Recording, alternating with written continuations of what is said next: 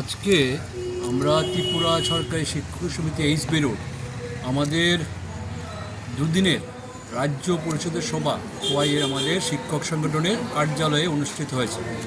এই যে রাজ্য সভায় আমরা দুদিনে করেছি, তার যে মূল বিষয়টা তুলে ধরার জন্য আপনাদেরকে আমরা ডেকেছি। প্রথমেই আমি সংগঠনের পক্ষ থেকে আজকে উপস্থিত সম্মানিত ইলেকট্রনিক্স মিডিয়া প্রত্যেককে স্বাগত জানাচ্ছি।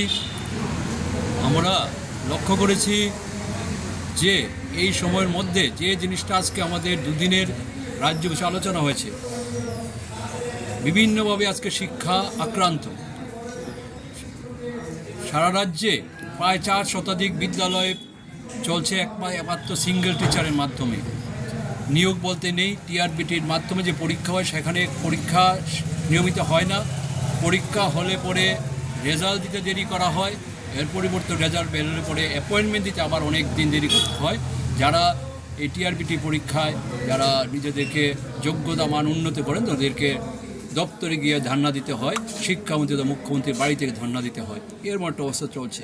আপনারা শুনেছেন সম্প্রতি ত্রিপুরা রায় দিয়েছেন, যে দাবিটা আমরা ত্রিপুরা সরকারি শিক্ষক সমিতি এইচবিরোড শুরু থেকে আমরা করছিলাম, যে চাকরিতে আমাদের টিআরবিতে নিযুক্ত শিক্ষকদের জন্য যে 5 বছর ফিক্সড পদ অবলুপ্তি ত্রিপুরা হাইকোর্ট রায়টা দিয়েছেন। আমরা দেখেছি 2018 সালে নির্বাচনের পূর্বে যে বিজেপি আইপিএফটি তাদের ভীষণ ডকুমেন্টসে বলেছিল যে এই প্রথার, এই ফিক্সড প্রথার অবসান ঘটাবেন, কিন্তু গত 7.5 বছর বা 8 বছর হয়েছে এখন পর্যন্ত ফিক্সড পেজে 5 বছর ফিক্সড পেজে এই জিনিসটাকে এই সরকার কিছু করেনি।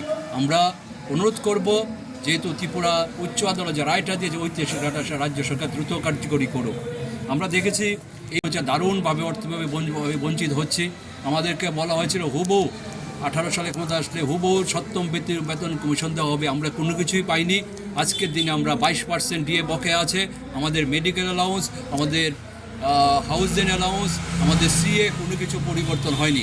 ইতিমধ্যে কেন্দ্রীয় সরকার 8ম বেতন কমিশন গঠন করেছেন। আমরাও দাবি করব রাজ্য সরকার দ্রুত 8ম বেতন কমিশন গঠন করে কেন্দ্রীয় হারে বেতন ভাতা দেওয়ার ব্যবস্থা করা। আপনারা এটা লক্ষ্য করেছেন, আজকে 3-4 দিন আগে সুনামুড়া বিভাগে একটা স্কুলের মধ্যে ঢুকে পঞ্চায়েতের একজন নির্বাচিত বিজেপির সদস্য কিভাবে আক্রমণ করেছেন শিক্ষকদের উপর। এটা সারা রাজ্যে প্রতিনিয়ত ঘটছে। এই জিনিসটা আজকে আমাদের এই রাজ্য বিষয়ে আলোচনা হয়েছে। আমরা এই বিষয়গুলো নিয়ে আগামী দিনে আমরা লড়াই আন্দোলন আমরা সংগঠিত করব। আমরা দেখেছি ত্রিপুরা রাজ্যে 10,323 যে শিক্ষক, যাদের ত্রিপুরা হাইকোর্টের রায় পরবর্তী সুপ্রিম কোর্টের রায়ও তাদের চাকরি চলে যায়, কিন্তু যে নিয়োগ প্রক্রিয়া ছিল হাইকোর্ট বা সুপ্রিম কোর্ট কোনো জায়গাতেই বলেননি যে ত্রিপুরা সরকারের যে নিয়োগে কোনো ভুল ছিল, কোনো দুর্নীতি ছিল।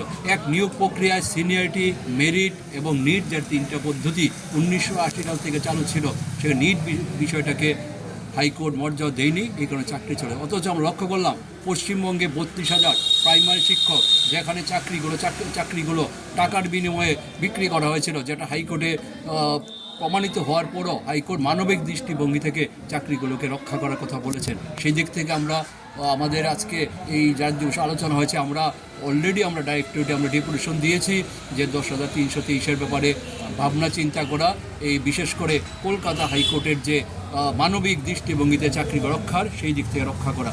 আমরা দেখেছি এডিসিতে যারা কর্মরত শিক্ষক কর্মচারী রিটায়ারমেন্টও 1.5 বছর 2 বছর হয়েছে, ওনারা তাদের পেনশনকালীন কোনো সুযোগ সুবিধা পাচ্ছে না। এইগুলো যাতে দেওয়া হয়, এই জন্য আমরা লড়াই সংগ্রাম করব এই বিষয়গুলি নিয়ে। এছাড়া আমরা এ রাজ্য পরিষদের সভায় আমরা 5টা প্রস্তাব গঠন করেছি।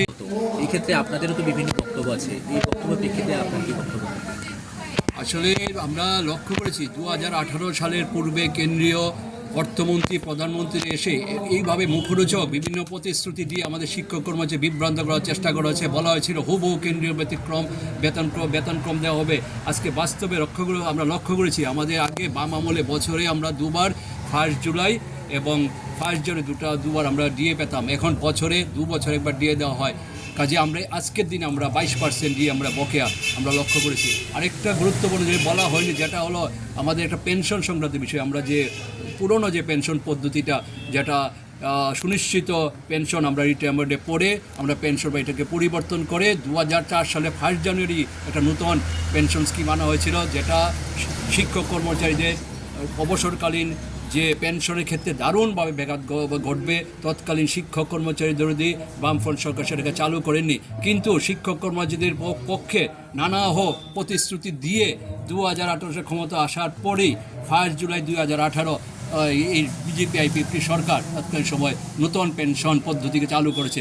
এতে নতুন নিযুক্ত শিক্ষক যারা 1/7/2018 নিয়োগপ্রাপ্ত হচ্ছেন, ওনারা আগামী দিনে পেনশন সম্বন্ধে মারাত্মকভাবে ক্ষতিগ্রস্ত হবেন। ওনাদের পেনশনে একটা টাকা নিয়ে শেয়ার বাজারে খাটানো হবে, যদি লাভ হয় পেনশন পাবেন, এমন জায়গা তিনি আসলে এই যে বিজেপি আইপিএফটি সরকার তাদের প্রতিশ্রুতির যাটা দেয় আর বাস্তবতা পুরো আলাদা। বিশেষ করে সর্বশিক্ষা আপনারা জানেন, এখন এটা সমগ্র শিক্ষা অভিযান হয়েছে। তাদের শিক্ষকদের তখন বলা হয়েছিল যে সারা দেশের সর্বশিক্ষা শিক্ষকদের নিয়মিত বেতন কমে। এখন ত্রিপুরা রাজ্যে ওদেরকে পুরো বেতন দেওয়া হয় না, ত্রিপুরা সরকারি টাকাটা এনে কেন্দ্র থেকে অন্য খাতে ব্যয় করে। তাদেরকে ভুল বোঝানো হলো, এই ক্ষেত্রে তাদের সাংগঠনিক কিছু দুর্বলতা ছিল, কাজেই এইটা তারা ভুল বুঝে তাদের প্রচারে পাওয়া যায় আগরতলা ওরিয়েন্ট চুমনিতে আবরণ অনুসরণে বসলো। কিছুদিন করার পরে তৎকালীন সময় যে বিজেপির নেতৃত্ব সুনীল দেওধর, প্রাক্তন যে মুখ্যমন্ত্রী বিপ্লব দেব, প্রাক্তন শিক্ষামন্ত্রী, প্রাক্তন কৃষিমন্ত্রী রতন, ওনারা গিয়ে লেবুর জল দিয়ে ওনাদের ভাঙালেন, বলেন আমরা আসার পরে আপনাদের সমস্ত সমস্যার সমাধান করব। অথচ গত 7.5 বছরে এসএসএর টিচারদের জন্য কোনো কিছু করেনি। পরবর্তী সব নিরুপায় ওরা হাইকোর্টের দ্বারস্থ, হাইকোর্ট রায় দিল যে প্রত্যেক এসএসএর শিক্ষকদের নিয়মিত বেতন কম দেওয়ার। আমরা লক্ষ্য করেছি রাজ্য সরকার এটাকে মান্যতা না দিয়ে উল্টা সুপ্রিম কোর্টে গিয়েছে, এসএলপি দাখিল করেছে, এবং যিনি সুপ্রিম কোর্টে রাজ্য সরকার পক্ষে সওয়াল করেছে উনি চাকরিগুলো নিয়মিত করন্ত দূরে নিয়মিত বেতন কম দূরে চাকরিগুলো না থাকার পক্ষে সওয়াল করে এসছেন। এই হলো এই সরকারের মুখ আর মুখোশ। এইগুলোর বিপক্ষেই আমাদের আগামী দিনে লড়াই আন্দোলন চলবে। আর একটা জিনিস, এমএসিপি আমাদের 10 বছর চাকরি করার পরে প্রথম 10, এরপরে 7, তারপর 8 আমাদের একটা এমএসিপি আছে। এটার ক্ষেত্রে আমরা লক্ষ্য করেছি যে আমাদের যে গ্রেড প্যাড আছে এটা পরিবর্তন হয় না। এই বিষয়গুলো যে 18 সালের নির্বাচনের পূর্বে এই যে সরকার যে প্রতিশ্রুতি দিয়েছিল, এই বঞ্চনাগুলো দূর করবেন আমরা দাবি করব, এবং এটা এই সরকারের কাছে যে এইগুলোকে অতি দ্রুতই সমস্যাগুলি সমাধান করা এবং 8ম বেতন কমিশন গঠন করে একইভাবে কেন্দ্রীয় সরকার যেভাবে সমস্ত ভাতা দিয়ে এমএসিপি বা ডিএ সমস্ত কিছু সেইভাবে প্রদানের জন্য আমরা দাবি করব।